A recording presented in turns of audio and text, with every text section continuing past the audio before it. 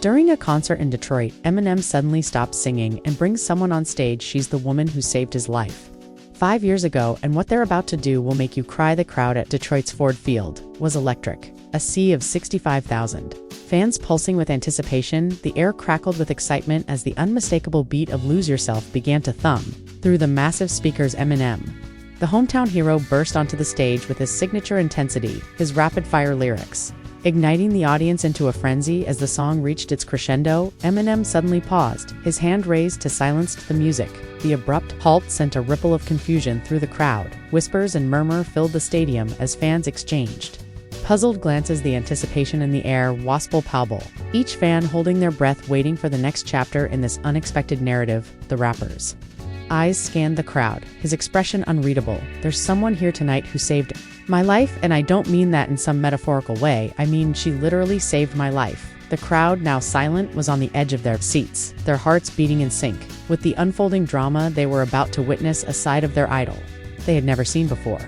"I've never told this story before," he continued, his voice barely above a whisper, yet carried clearly through the sound system. "But it's time. It's time. You all knew the truth about how close you came to never hearing another album again." He gestured towards the side of the stage, where a spotlight-setting line illuminated a petite, middle-aged woman with graying hair and kind eyes. She looked nervous, almost overwhelmed by the attention suddenly thrust upon her. "This is Emma," Eminem said, his voice thick with emotion, "and without her, I wouldn't be standing here today."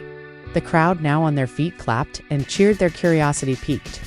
Who was this unassuming woman? How had she saved one of the most famous rappers in the world? Eminem reached out and took Emma's hand, squeezing it reassuringly. The contrast between the tattooed, tough-talking rapper and the modest, grandmotherly figure beside him was striking. "What happened?" Eminem paused, his eyes glistening under the harsh stage lights. "Well, it's a story that's going to make you cry, but first you need to understand how we got here." With that cryptic introduction, Eminem guided Imato, a pair of stools that had been quickly brought onto the stage. As they sat down, the stadium lights dimmed, leaving only a soft spotlight on the unlikely duo. The crowd leaned forward in anticipation, hanging on every word as Eminem began to speak again, his voice low and intense. "It all started 5 years ago on a night I thought would be my last."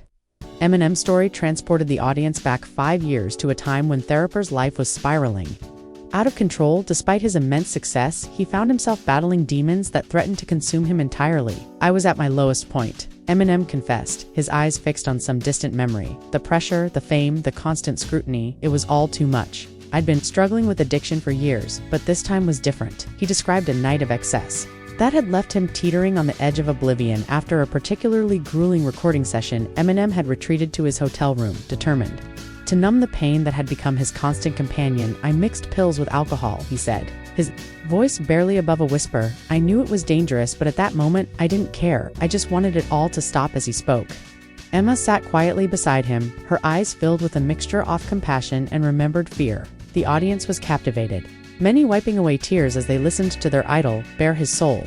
Eminem continued, describing how he had stumbled out of his hotel room in a drug-induced haze, somehow making his way to the roof of the building. The cool night air had momentarily cleared his head, but the darkness inside him remained. "I stood there on the edge, looking down at the city lights," he said, "and for a moment, I thought about how easy it would be to just let go." A collective gasp rippled through the crowd. The thought of losing their idol, of how close they had come to a world without Eminem's music, was almost too much to bear. It was at this critical moment that Emma entered the story. Eminem turned to her, a small smile playing at the corners of his mouth.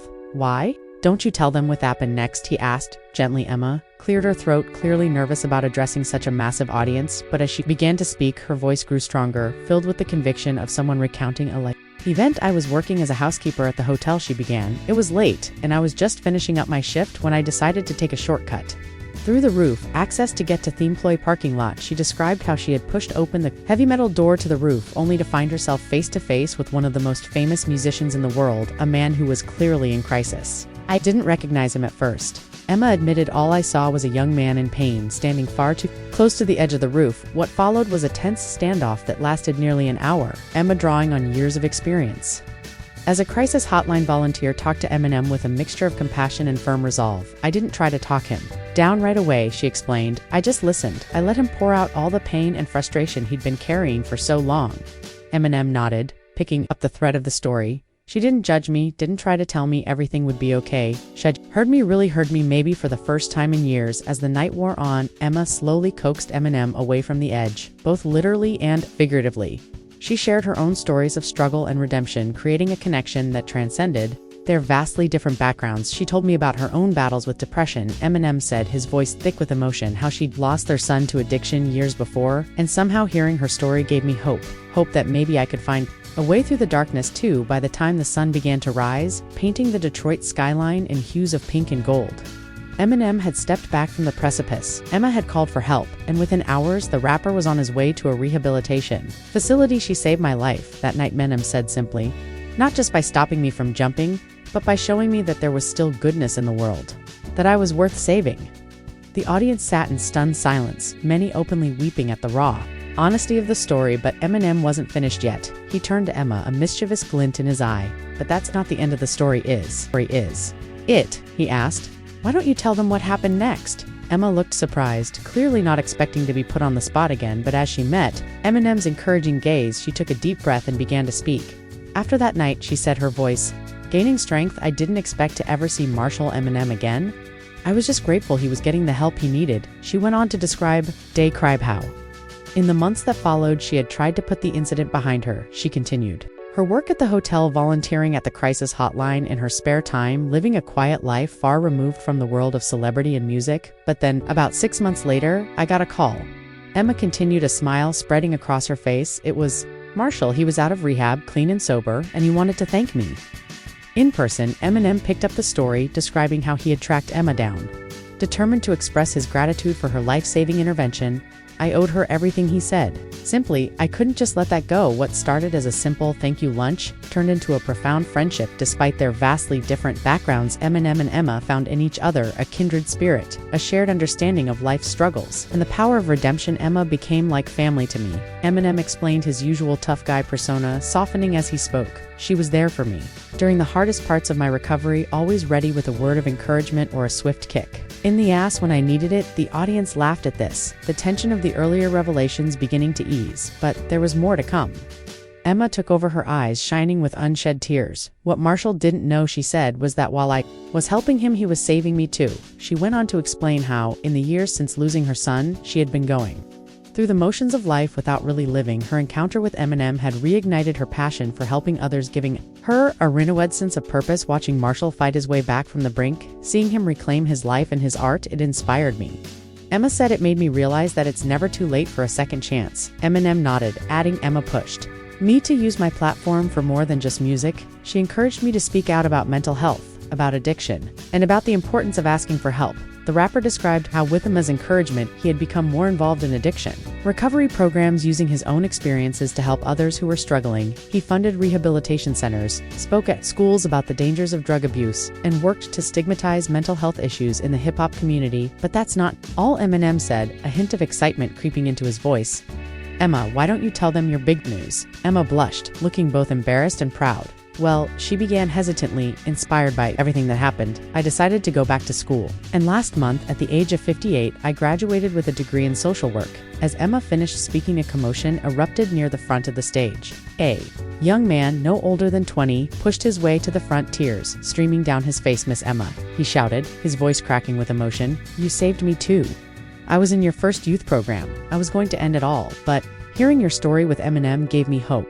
The crowd erupted in cheers, the atmosphere in the stadium electric with joy and admiration. Eminem stood up, pulling Emma to her feet and into a warm embrace. But here's the real kicker, the rapper said, his voice carrying over the applause. Emma's not just any social worker. Starting next month, she'll be running a new youth outreach program that I'm funding right here in Detroit. The cheers grew even louder, the audience on their feet as they celebrated this unexpected turn of events. Eminem raised his hand, calling for quiet once more. You see, he said, his voice thick with emotion, this is why I wanted to share this story with you all tonight, because it's not just about how Emma saved my life. It's about how one act of kindness, one moment of human connection, can create ripples that change the world. He turned to Emma, taking her hand in his. This woman didn't just save my life that night on the roof. She gave me a reason to live, a purpose beyond just making music. And now together we're going to help save other lives, other kids who might be standing on their own metaphorical rooftops thinking there's no way out. The emotion in the stadium was palpable, a mixture of joy, admiration, and hope. that seemed to touch every person present. Fans who had come expecting just another concert found themselves part of something much more profound, a testament to the power of human compassion and the possibility of redemption. Eminem addressed the crowd one final time, his voice strong and clear, so the next time you think your actions don't matter, remember this story. Remember that a housekeeper working the night shift had the courage to reach out to a stranger in need.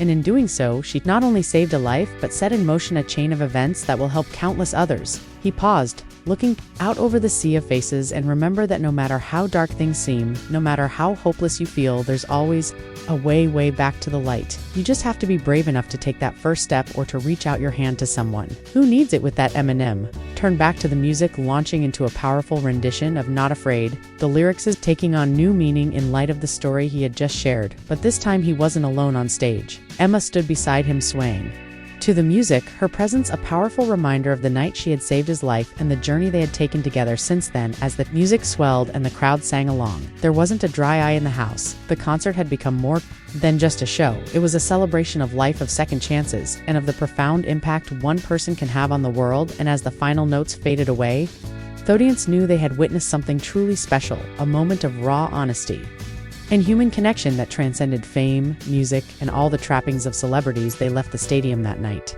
not just as fans of Eminem's music, but as believers in the power of kindness and the enduring strength of the human spirit. In the days and weeks that followed, the story of Eminem and Emo spread far beyond the walls of Ford Field, touching hearts and changing lives in ways they could never have imagined. And in Detroit, a new youth outreach center would open its doors, ready to offer hope and support to those who needed it most. A living testament to the night, a housekeeper SA saved a rap star, and in doing so, started a movement of compassion that would ripple out into the world for years to come. Have you ever experienced a moment where a simple act of kindness changed the course of your life or someone else's? If you were in Emma's position that night on the hotel roof, how would you have handled the situation? Share your thoughts and experiences in the comments below and let us know how this touching tale affected you. Thank you for listening, and don't forget to join us for more exciting stories like this one.